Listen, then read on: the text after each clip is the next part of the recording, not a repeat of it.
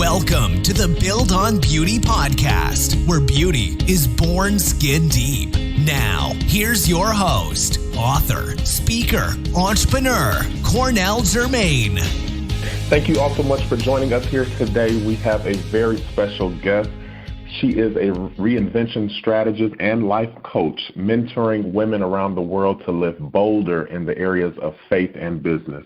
As a serial entrepreneur, TV personality, creator of the Godfidence brand, and founder of She Profits, she helps women turn ideas into income and faith into action. Please help me welcome Marshawn Evans Daniels. Marshawn, how are you today? Thank you. I am really great, Cornell. Thank you for having me. Thank you so much for joining us. I have to share a little funny story. Is your maiden name, is it Evans, or is that your middle name? My maiden name is Evans, and now it's my middle name. So it's both. Okay. Yes. So I was joking. We were going over all of the particulars for this particular interview, and I was just reading up on you. I said, "Oh my God, this woman is amazing." I said she's an Evans. I said my great grandmother was born in Evans. I said I bet you she got family in Alabama. I said this got to be my family. This got to be my cousin. So and then yesterday you tell me that your brother's name is Corey Jermaine. I said, oh, it's official. It's official. Well, no, it goes even deeper than that. My middle name by birth is LaToya. Wow. LaToya and Jermaine. So that's why when I know there's anybody who has a name Jermaine, but my parents' name, my brother's middle name is Jermaine, mine is LaToya. They're definitely Jackson's fan. And because my brother's name is Corey, yours is Cornell, I was like, we probably are related, but that means we're going to have a good interview because we go way back and we just didn't know it. It didn't know it. So in the words of Sister Sledge, we are family. It's official. So you are, speaking of family, you're so well accomplished and ambitious in nature. Give us a little insight into your background. What was life growing up like for you as a little girl? Well, that's actually a unique question to get while I'm in Dallas. I'm visiting with my family right now, and I grew up in Texas, the suburbs of North Dallas, and it was during the 80s, which seems like, a fun time, but for me it was actually a challenging time because it was really, for my school, it seemed like the beginning of integration. Growing up in a predominantly Caucasian neighborhood, went to all white schools, and being the only black girl in my class, there were only 3, including my brother, in our entire school of black kids. So at home, we had a really amazing home life. 2 parents. Our dad worked for the federal government. He's the air traffic controller, one of the first black air traffic controllers. There weren't very many back then. And then my mom was in the Social Security Administration and rose to the ranks of management. So both my parents worked those good government jobs, but were very ambitious and kind of trailblazers in their field. And my brother and I saw that. So we were balancing the inspiration that we had at home with the labeling that we often faced outside of the home at school, and those kind of tensions still of possibility, but then the past of, having older teachers. The Golden Girls are still our teachers, basically, and grew up in a different era. So trying to find a sense of identity in the midst of all of that, I ended up becoming very academically oriented. I realized the one way that I could get out of those negative stereotypes and labels, because I was labeled a problem child, was pursuing good grades and succeeding, and that was how I started to get positive attention. So I got on the path of possibility early, but it doesn't, it comes with some regret along the way of maybe not enjoying the journey of just trying to prove all of those people wrong. So I have a mixed, when people ask me, how'd you grow up? I was like, well, it was great, but then there's that asterisk also. So you can look at the resumes, but there's still that underlying thing that I think a lot of women of color I'm 38 years old now, or years fly, I should say. And I think a lot of women in my age range and even older are suffering with some of the fatigue that comes from proving people wrong. And so I'm in a season now of wanting to focus on purpose, intention, and being fulfilled in what I do, not just doing it to show that I can do it because I was told I couldn't. Speaking of that, you became a sports attorney and left a high-powered law firm to launch your multi-million-dollar enterprise. Walk us through that journey. When did you know this wasn't enough? Ooh, that's good. So when I graduated law school from Georgetown in D.C., I moved to Atlanta because I wanted to have a bit more of a life than the lawyers I saw in D.C. and the big city and the big law firms. And somehow I thought it would be way better. It was maybe marginally better going to the South, but still a big law firm. And it was very prestigious, wonderful opportunity, very well paid, coming straight out of school. And I had a few things going on, though, at that time. Even as I'm starting practicing in law, the second or third week of me being at the law firm, there's this show that's about to come on that I had taped in the spring while I was still in law school called The Apprentice. And so I'm starting the practice of law, but I'm not an unknown lawyer, even in the middle of this law firm where, a first-year lawyer, no one's going to know who you are, especially in the different 5 offices around the country.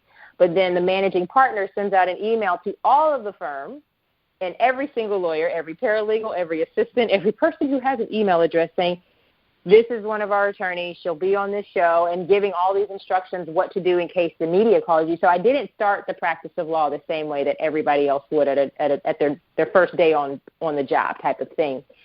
And so, great opportunity, a lot of prestige, doing a lot of media, and I had been doing television before. So I was in my law firm, and I was doing my work, and had an opportunity to do a fellowship during that first year of being a lawyer with them that I had pre-negotiated, and it was to do free legal services for those who were unable, so pro bono work with a group called Atlanta Legal Aid.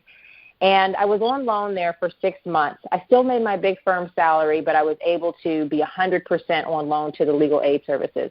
When I left there, I realized that as fancy as my big law office was on the 21st floor, when I was in that office in the high-rise, I was looking and seeing other people live their life that I wasn't living because I was always working. And I didn't have any fulfillment. But when I was at Legal Aid, although the clients were not multi-billion-dollar companies, and there was no fancy coffee break room and the instant coffee maker, the room that I worked in at Legal Aid, I was sitting on a tree, a wooden chair, and the computers looked like they had come from the 80s or the 90s. So they were old and everything, but the people, I mostly represented women being kicked out of their homes who had been illegally terminated, elderly people who were being dealing with slumlord issues. So fighting for those issues, I was like, I felt alive. And I couldn't go, I didn't feel like that's where I was supposed to stay, but I realized that where I was, I didn't have the meaning, the fulfillment.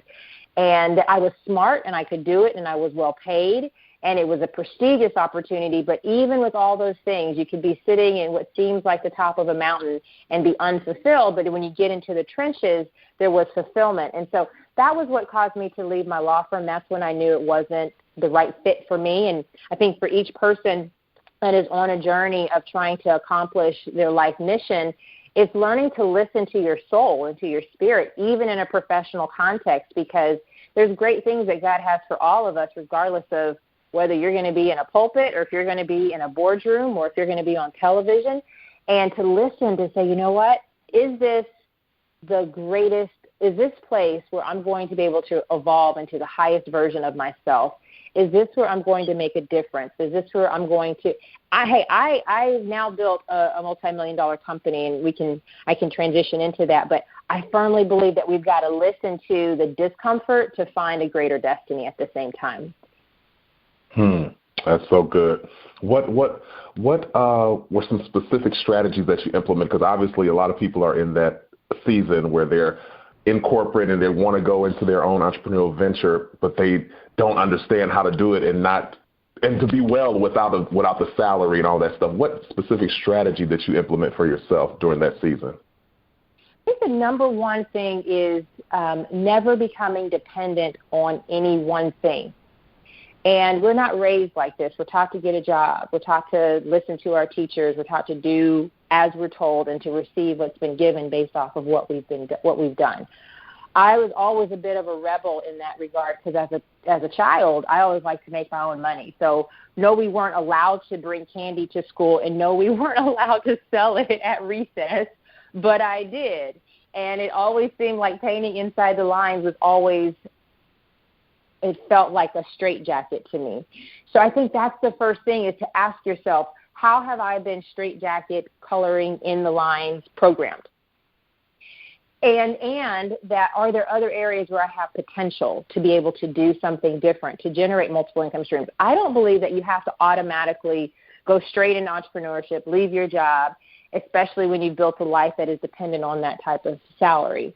So I believe in starting to weave in new things, even something as simple as going on eBay, right, and selling something. I think you just need to have the rush of selling something that you put into the marketplace that isn't something that you've done for your employer or for somebody else.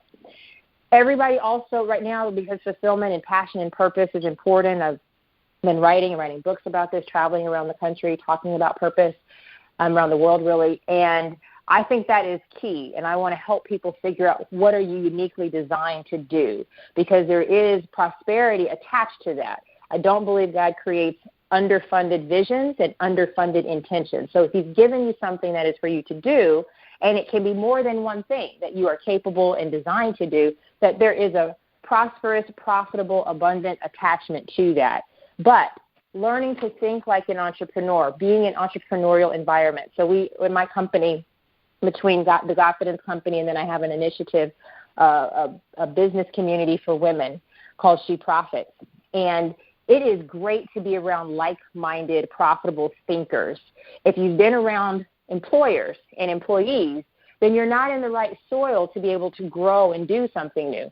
So get in a new environment. Get around other people. Get around people who are successful, and don't just ask them to mentor you. Hire them, because that's a more mature way that investors, profitable people think. They don't barter. They don't beg. They don't ask. They invest. And so one of the big shifts for me was hiring a business coach, investing in a high-end business mastermind. That was important to me because I wanted to be able to do that and charge premium prices. So today, I left my law firm. I started a sports agency, managed pro athletes in the NFL and NBA for 3 years.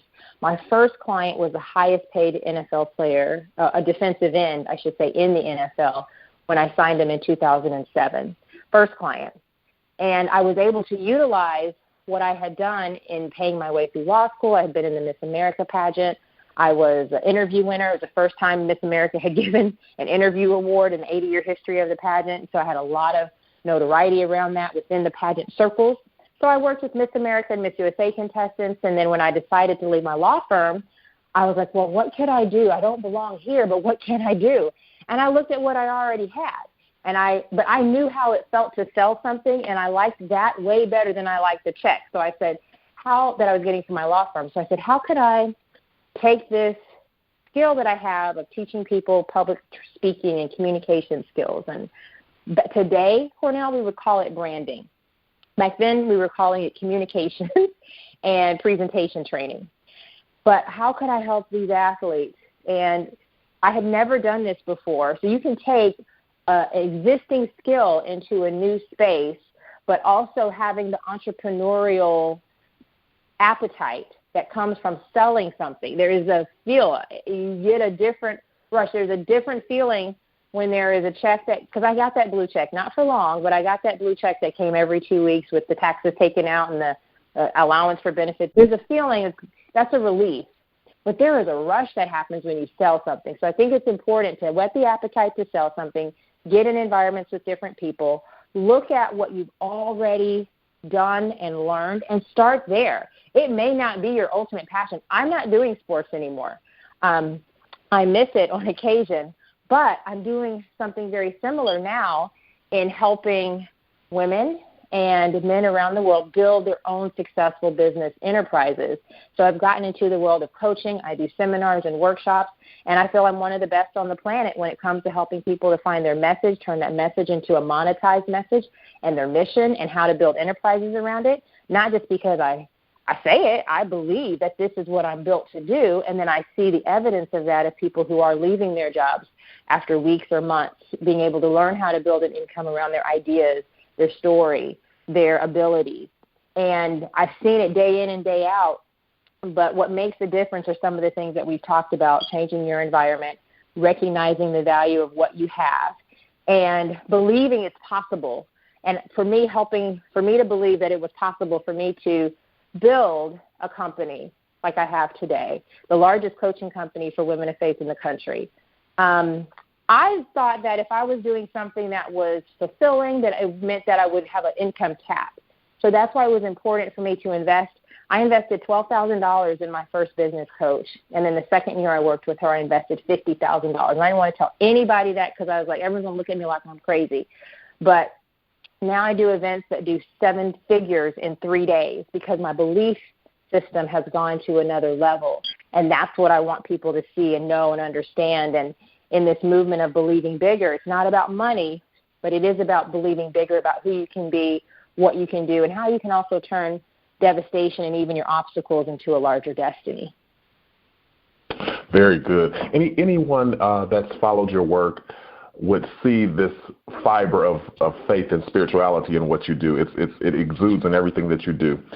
I want to bring up a subject regarding people of faith. Sometimes when in the church we are bullied or made to feel guilty about giving everything away. You know, sometimes I work with people within the Christian community and they don't know how to charge for their services, or they feel like they have to give it away because this is the Lord's work. What would you say to those people? How would you help Christians balance this faith and business, learning how to take what they have and not being made to feel guilty for charging for it? Yeah, great question. First of all, there's no condemnation in that. So anything that makes you feel guilty is something that's been man-imposed or culturally ingrained, familially from your family. That could be where the ingraining comes from. And this is something that I observed in starting my company. Let me just give one slice of a pie of how I kind of begin to observe how our minds are really conditioned to not grow, to not prosper, and even as people of faith, not to actually execute what we are reciting, how we're ingrained to either actually be double-minded and work against ourselves. So when I started my company, I was in between this sports business, and I'd gotten engaged. I wrote a book called Believe Bigger. It comes out March 2018. And in it, I talk about starting my sports business. Everything's going great. I had a book out called Search in the Boardroom. I'd been on The Apprentice. I'd been in Miss America. I'm engaged, getting ready to move my whole life, and everything is fantastic. And then I find out 6 days before my wedding that my fiance is cheating on me. And I was not prepared for that. I don't know that any woman is. Sometimes we have clues and signs. I didn't have those kinds of real concerns. And so it was devastating to me. I called the wedding off. He had flown into Atlanta for the wedding, and I went to the airport because I find out while he's on the plane coming to Atlanta. It's a good book. Lots of juicy stuff in there.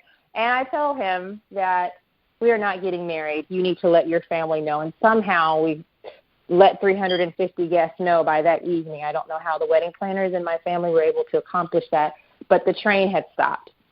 And in that process of trying to re-find myself and discover myself, it took me about a year of soul searching, recognizing if there were signs, how did I miss them? How did I end up here? Not what he did. I don't excuse bad behavior, but how did I attract a man who behaved like that into my life? How did I not see? What did I miss? And that opened my eyes up to other things that I maybe didn't understand about myself in terms of how I thought smaller. And even when I was starting to feel this tug and this pull to do things with women, I felt it was a calling. So I automatically assumed that I needed to do it for free. I automatically assumed that I needed to go to seminary. That if you had something that was divine or spiritual in nature, or that you felt you knew that God was calling you to do it, I felt it needed to be a nonprofit, it needed to be a traditional ministry, or needed to be done in service. My background was in government. Prior to going to law school, I was an advocate, and I worked for the U.S. Justice Department in the Office of Juvenile Justice and Delinquency Prevention. I traveled and did hundreds of speaking engagements around the country on youth crime prevention and leadership development. So I came from a service background. I have two parents who are civil servants who worked in the federal government and grew up around the church and all of that. So I saw all of that. And then when you come at a crossroads of doing something bigger, you're conflicted because no one's ever taught you how to shift from service to being an income generator, to being an owner, to being an operator. And then there is the imposed guilt of that's not how you should do it. So through this process of personal discovery, wrestling with, well, what do I do with all these passions? What do I do with this and that? I want to pay my bills, though. And this is where, for me, the rubber hit the road. I didn't have time to be politically correct because my mortgage was due.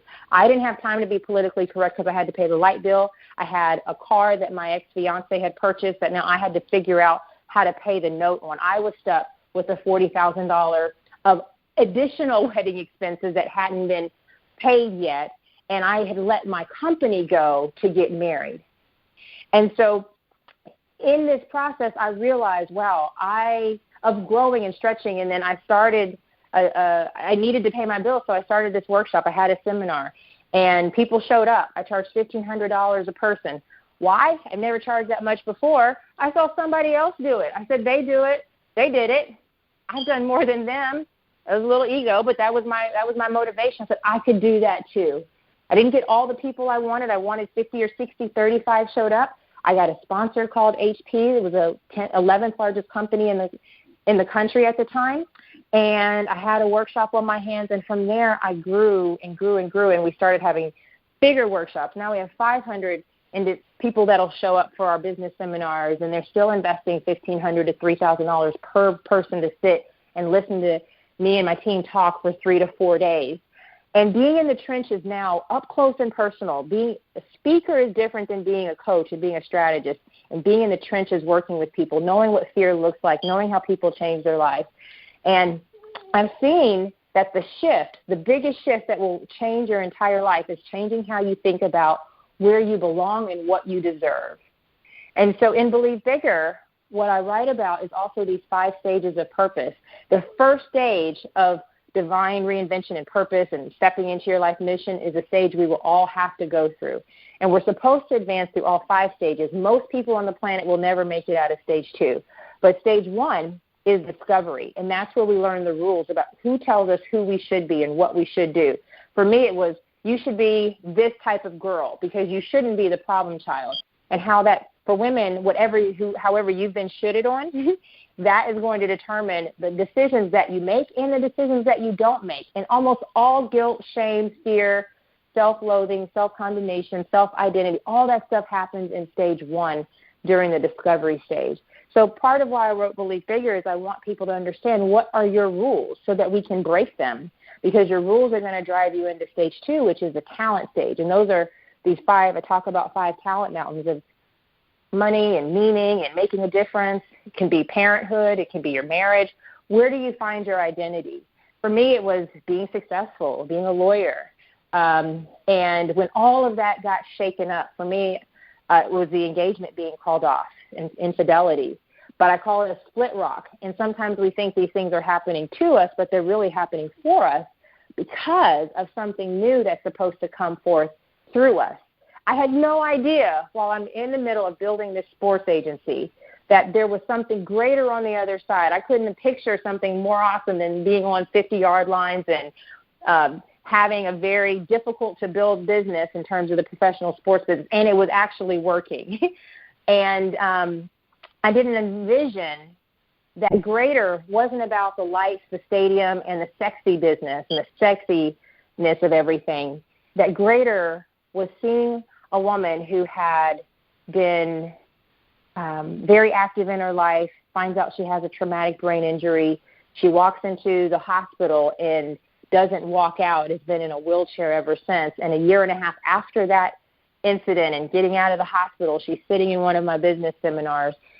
Significance greater was helping her find her voice.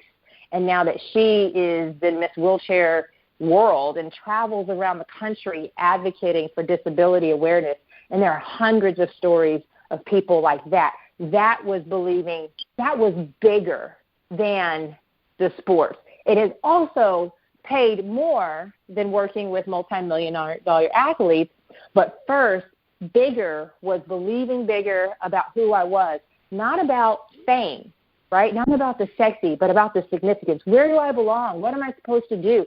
Being curious about that. And then if you're curious, the burning bush, I say that Moses was the most curious man on the planet.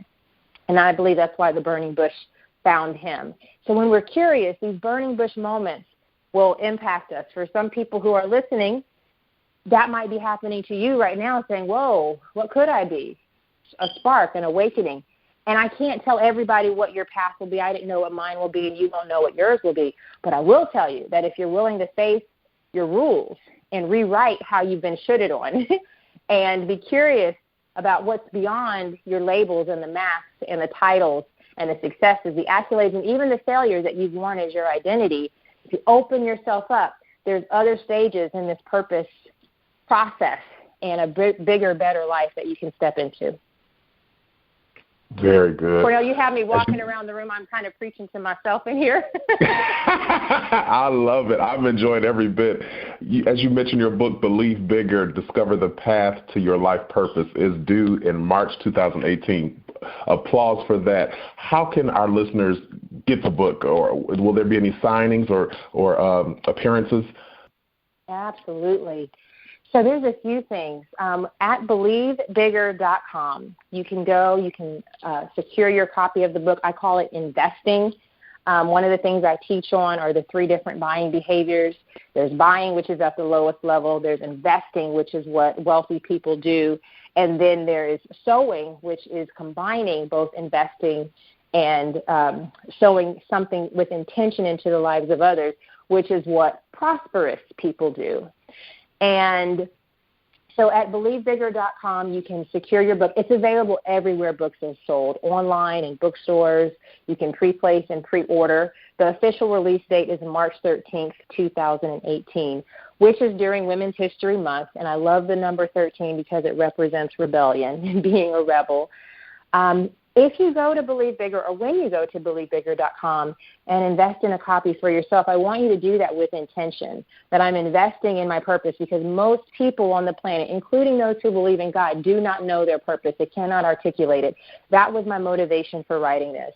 We've invested more in shoes and nail polish than we have in our purpose. So for a $24 book, all right, for a hard copy, there's also an audiobook version, there's a digital version, and there's even CDs. So there's 4 versions you can purchase it as. For a $24 investment, for anyone who even thinks twice about that but doesn't think twice about the manicure that costs, that amount, I want us to change our mindset about what are we really investing in, what are we really doing, and how is that contributing to why we're not where we want to be.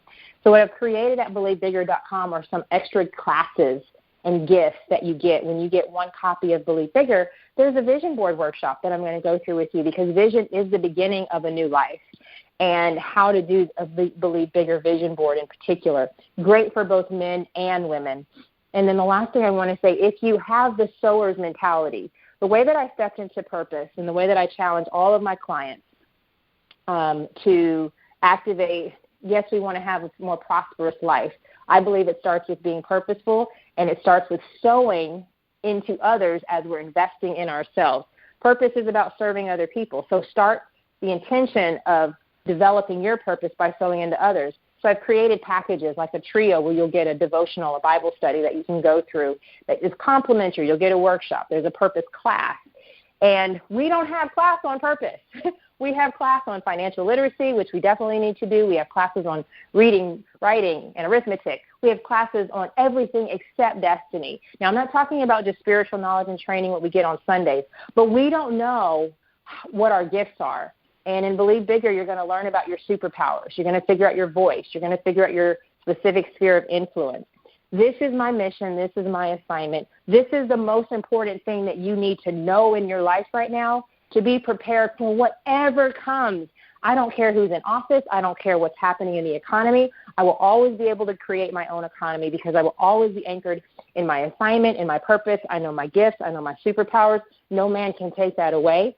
And that's what we need to be operating in. That's the language we need to infuse into our children to raise up a generation that is capable of ruling, of leading, of prospering, and we're not prepared for that right now. So to me, it's time out for living smaller. not only time to name it and claim it and frame it, it's time to manifest it and to experience it. And I've built this tribe, this community of warriors, of believers, of doers, of prosperers, of people who are executing their faith, but also in business. And there is no reason why people who believe in God should not be the wealthiest on the planet. There is absolutely no reason or justification for that. Last thing I'll say in Proverbs, the very last book is that we hear about this Proverbs 31 woman. If this whole book of wisdom, right, refers to wisdom in the feminine sense from chapter 1 all the way through chapter 31, the culmination of that, the way it should look when you're operating in wisdom, is this Proverbs 31 woman, where she was a mogul, she was a global trader, and she was a great wife, and she was creative, and she was a mother, and she had a wonderful reputation. I'm not talking in this season about being a boss chick. I'm talking about being a woman of elegance and substance, of being a man who's able to lead and we have strong families. It's not one or the other. There's nothing guilty about being prosperous. If greater is he who is in us than he who is in the world, and we're here to have abundant life. Because when we have more than enough, we can meet every need on every corner and in the four corners of the world.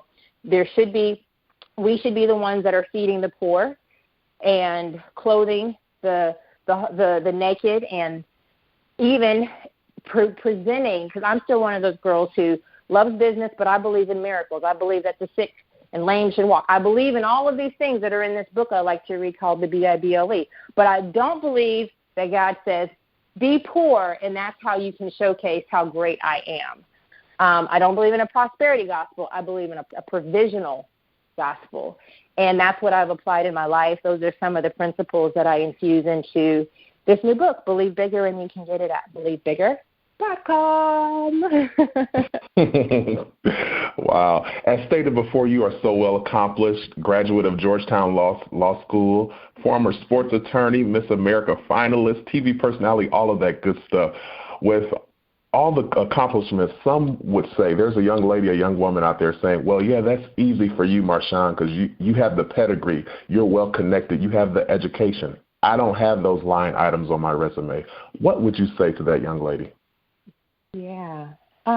There is not a person on the planet who doesn't feel incapable of something that is beyond themselves. And you look at this every day when you look at celebrities who are supermodels and they struggle with self-esteem and have trouble believing that they're worthy of a good man, not just a man who will beat them or treat them bad. We all have things that we feel like we don't have, that's not enough. And that's one of the things I share and write about, is how being labeled a problem child, I really felt like I was in this perpetual place every day at school of not being enough, not being wanted, not wanting to, and being told that we didn't belong there. Not being good enough is something that is probably the most damaging to the psyche, and it happens to every single one of us. I don't believe, no matter how much your parents try, whether you had good parents or you had parents that, you wish that you could get a do-over with them and that they could maybe parent a different way. No matter what your circumstances are, we all feel that. It's time out for comparing whose growth story or their backstory is the worst. It's time out for saying and blaming or saying that other people have something that you don't have. What if what you don't have is what qualifies you for what you're supposed to be able to do? I don't have a degree in seminary. I don't have the same kind of knowledge. One of my big insecurities has been, I don't remember where all these verses are in the Bible. It's a big book. And I love the Word of God. And I love business. And I'm like, I don't have the titles. I don't have the seminary, and I don't have the pastoral mentorship. I don't have some pastor who has said, you are good enough to go out there, and now I send you out, and I christen you. I've had the opposite. I've had people say, you're not ready yet. You need to do this, and you need to do that. And I'm like, but I'm already doing it. And not having I have a couple of great people who have come into my life, but not having that covering, you feel like, man, I'm missing something. So we will find what's missing the longer we look for what's missing. It will always be a list that is never ending because we can continue to look for what we don't have.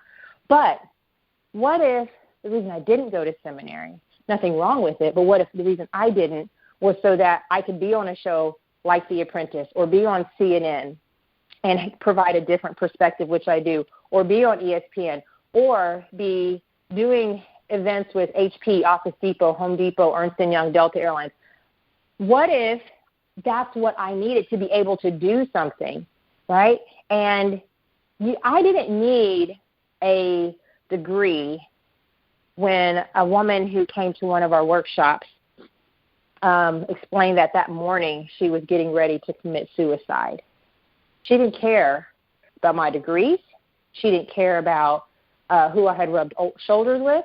I don't apologize for what would be labeled as success, because I feel like that's just as great an example of what God is capable of doing, and I will never downplay the hard work, the discipline, or even the grace and favor that comes with that, because we should not be saying, we should never downplay blessing, and that's another false humility. But none of that matters in a moment of mattering. I'm here in Dallas. I'm with my mom just got out of the hospital yesterday having surgery. Nobody cares what you've done when it really matters. So let's stop comparing. Let's stop worrying and listening to one of the things I talk about in Believe Bigger, the voice of little me that tries to keep you smaller. Because the only reason we have this fear is because there's something great that is very near. And when we start comparing and contrasting, that little voice is designed to block us from the bigger, bolder, better, sweeter, more blessed life, better relationships, better family environment, better job, better income, better opportunities for our family. The reason I love being in business for myself, the reason I love being able to do what I like on my own platform, say what I want, I don't have someone who's going to fire me, is for days like today where I could be in the hospital with my mom while she's having surgery and being able to recover and not having to rush back to do something. If I was just worried about qualifications, and I would still be trying to prove my way up a corporate ladder, climbing the ladder and getting to the top and realizing I don't even want to be here anyway. So don't compare yourself to me. Compare yourself to the favor that God has given you and say, you know what? I don't know how all of these things are going to happen, but I do believe that there is greatness inside of me. And I'm curious, and I'm going to get out of my comfort zone. I'm going to stop worrying and looking at everybody else's social media. I'm going to get this book, Believe Bigger. I'm going to invest in being in seminars and workshops. If I'm coming to a city near you, show up. You will not leave the same. It doesn't happen on my watch. You come in, you leave different. I can't change you.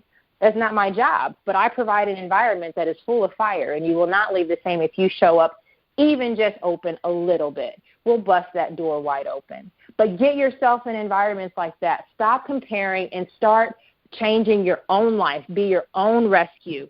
Be the hero in your own story. When you do that, you take the limits off. Well, I love it. I love it. Marshawn, thank you for such a great conversation. For the record, how's the hubby? If you for you all that don't know, she's married to the king of breakthroughs, Mr. Jack Daniels, who I just love his name alone. I just think it's so catchy. My husband is amazing. He is my Superman. He is my king of breakthroughs. He is an amazing counselor, therapist. He does a lot of work on television. His website is Jack A. Daniels. A lot of people will look up Jack Daniels, and you will find a Jack Daniels, but it will be a different Jack Daniels. But so JackADaniels.com, and I love getting to change lives with him. It was an honor to change my M.E., Marshawn Evans, in for an M.D., and to become Mrs. Daniels. I call myself Honey Jack because apparently there's this flavor of Jack Daniels that's Honey Jack Daniels. So I call myself Honey Jack. Although we don't drink it, but he's actually never had it. But it is awesome. So I talked about, calling my wedding off and that whole process. But on the other side, even of believing bigger beyond betrayal and even finding purpose and destiny, I believe you have to step into your purpose to find your purpose partner. And that's who I found in him. And that's what I really also believe for women. There's this really toxic belief that there's no good men out there. And I had to totally shed that I wanted to say another word. I just totally shed that thinking, because you can use facts and stats and justify a faulty belief. But faith operates in a different realm, in the realm of the unseen. And I prayed for my husband before he was here. Not that he would come. I prayed as though he were already here. So me, 6 years ago, we've been married 3 years together, 3.5 years together, a little about 5. But prior to him showing up, I was already praying for his health. I was already praying for his career. I was already praying for his mind and his job and his decisions and where he was right now. I was already praying for him as though we were already together. I prayed as though it already were. And I believed that he would show up. I didn't have, even in the wounds, right, of not being sure how I was going to trust again, I believed. That's why I believe in this word, believe, and believing bigger. And big stands for built in God. And I definitely believe God broke the mold with giving me a husband that is funny, who's handsome, and who believes in people. He is a people changer. And so to be in the trenches together of being playmates and having fun and traveling the world, and he is as silly as they get. He loves the party. He loves a good time. But he is amazing when it comes to breakthroughs. And it's awesome to be able to do that together to help people live a bigger, better, bolder, sweeter life together. Yes. Well, you all are doing a great work. Continue to press through. The world needs you, and we thank God for you both. Well, this has been the Build on Beauty podcast, where beauty is born skin deep. I'm your host, Cornell Jermaine. Until next time, let your soul be made whole. Take care. Thank you for listening to the Build on Beauty podcast. For more information about our host, please visit cornelljermaine.com.